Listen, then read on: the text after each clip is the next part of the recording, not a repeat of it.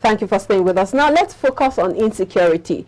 The Inspector General of Police, Usman Alkali Baba, has ordered the deployment of adequate security around schools, hospitals, and critical national infrastructure across the country. First Public Relations Officer Olumuyiwa Adejobi, who disclosed this in a statement on Sunday, said the IGP has also ordered regular patrols, stop and search raids, and show of force by tactical commanders to clamp down on pockets of crime and criminality in some states of the Federation.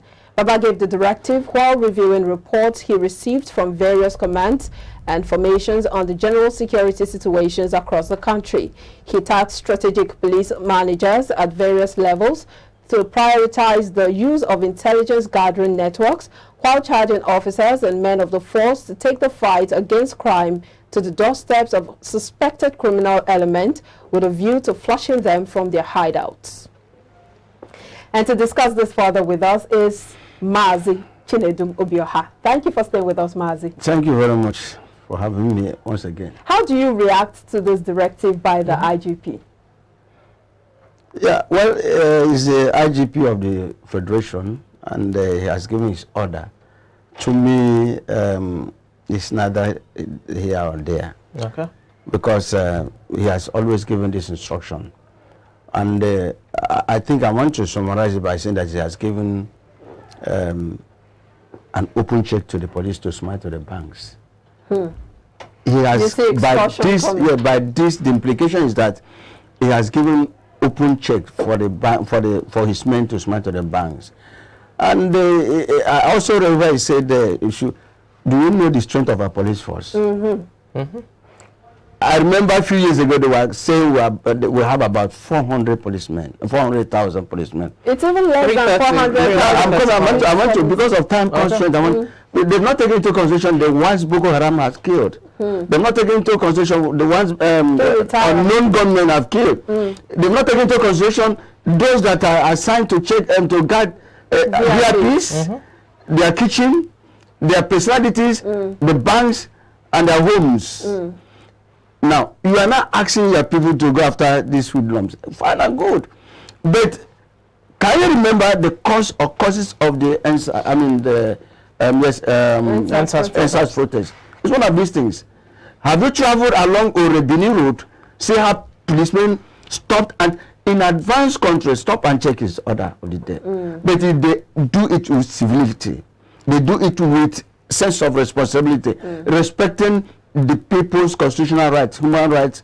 But in Nigeria, the police has a right. But do you know that the police has no right to even stop you and ask you to bring your phone to check? But they do it. Now, the other day they asked me, when I alerted, they say, who owns this? I say, it's my own. What is that? It's my luggage, my personal effect. And one of them say, leave that. Fine, but they are targeting your men. Right? So he has said this.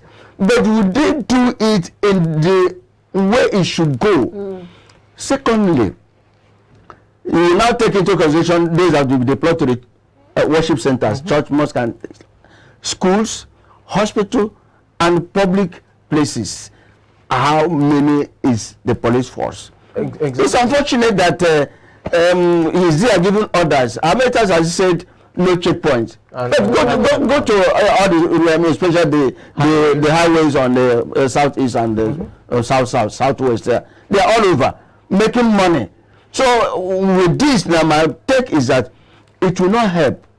Ordinarily, it would have been a good development, but it will not help considering Nigerian factor. You just zeroed in on a salient, point, talking about the strength of the police force. We're on the police to start with, and now that we have to deploy more police personnel to our schools and hospitals, it leaves, the communities, the meant police, on the police further or more on the police than it is now. That leaves us with a question. This directive, will the federal government, I know it's from the IGP, but will the federal government, look at ways to augment the police force in terms of drafting in your neighborhood, community police policing outfits like your Lagos State Neighborhood Safety Corps or your NSCDC, local vigilantes, just to complement the number? Because right now, if we have probably 2 policemen attached to each school or to each federal hospital, it leaves the police force very porous in terms of guarding the other areas or communities. And there's still the UN standard that says you should have at least one police guarding 400 citizens. People. But in Nigeria, the reverse is the case. Now, either in Kogi State or one of the states where some policemen were sent to guide a particular school, the report came that when the hoodlums, the bandits came, they came in thousands or hundreds. And they overpowered the few policemen. They ran away. Now, if you are asking them to go, how prepared are they? How equipped are they?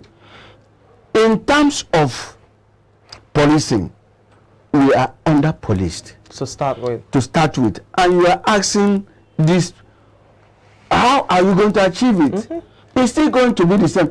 Do you know the work or the services or the activities of the military are supposed to be the responsibility of the police? Yes. Because one, we are under-policed. And again, they are overwhelmed with challenges. That's why the military are now, you see military everywhere.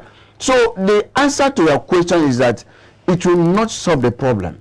Rather, it will come. Nigerians are going to suffer it more. Nigerians are going to experience more brutality because they are going to come out in force because they say use force. I read it say use force. Have they not been using force? What caused the answers? Is it not the hostility of the policemen?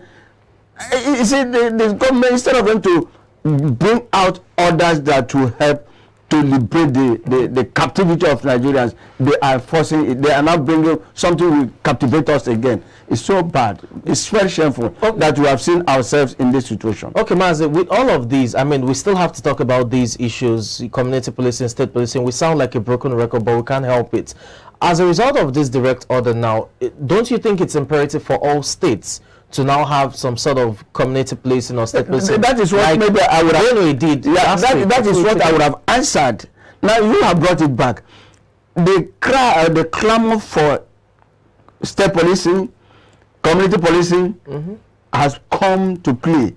If we have community policing, if we have state policing, state police, these things supposed to be undertaken by them, so that like Lagos State is having it. Benue, Plateau is not trying to do their own. The same thing, yes. In South East, they are fighting with Ibubago or non-government, what do you call IPOP. So IPOP is said. So we need, you see, Nigerians, we don't know what, I don't think we know what we are doing, especially our leaders. People are asking you, give us state police.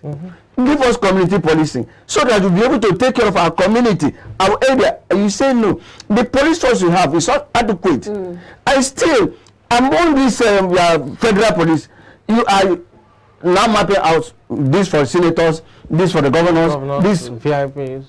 Where would they get the strength? The former IGP of police, Ibrahim Idris, had said that to meet up with the UN standard of 400 citizens to one policeman, that the Nigerian police force would need to recruit about 3,000 policemen yearly for 5 years.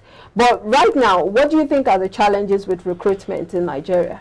Yeah, a talk is cheap. That's the recommendation, and Nigeria will. You see, I don't see it coming because even during the time of the former President Olusegun Obasanjo, he recruited, I think, 10,000. And out of that, he said, armed robbers were recruited.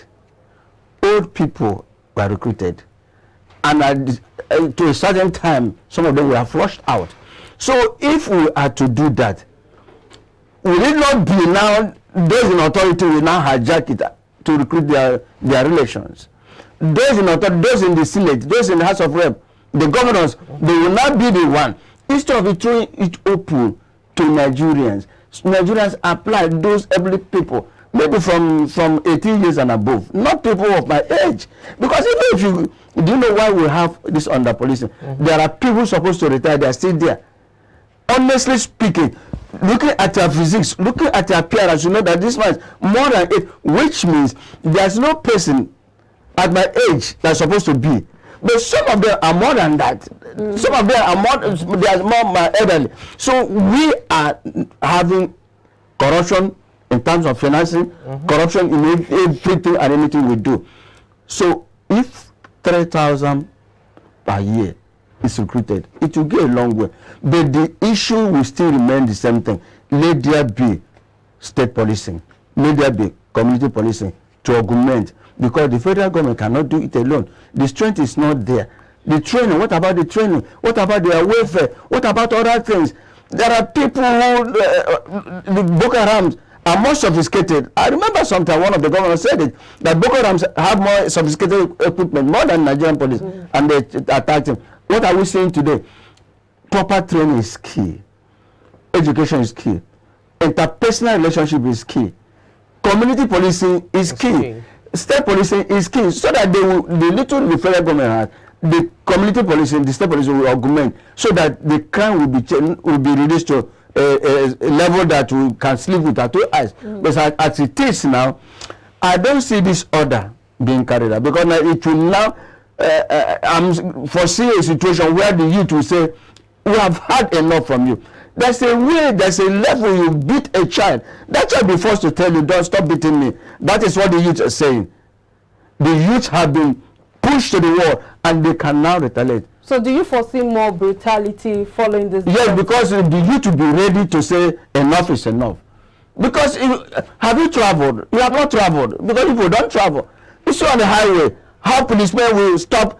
Look, honestly speaking, before you people here, if you go to Benin or a road, you see the private cars being lined up, stopped by the roadside, being searched from every. I mean, you be asked, especially the young men, asked to alert, and they open their. We have to go for want of time. What do you suggest should be done, especially looking at this directive? How should it go? The right thing should be done, but I still come back to say, one of the ways to solve this inadequacy is community policing and state policing, and the proper training, proper orientation, so that they will know their limit. As it is now, they feel that the Nigerians don't know their rights. Yes. People are aware, the youth are aware, they know that this is where your right stops, and that is where my own begins. So I think the federal government should do the needful. Recruiting 3,000 policemen every year is good, but we need to work in Nigeria. Will the governors not take it? Look at what happened when they said we are going to recruit about 700 and something thousand per. That is, each local government should recruit. They were hijacked, so it's going to happen. All right, Mazi, we'll just leave it there. Thank you so much for your time. It's my pleasure, my great pleasure being here again. Have a fine day. Thank you. All right, we'll take a break. When we come back, the conversation continues on iBrand Daybreak. Please stay with us.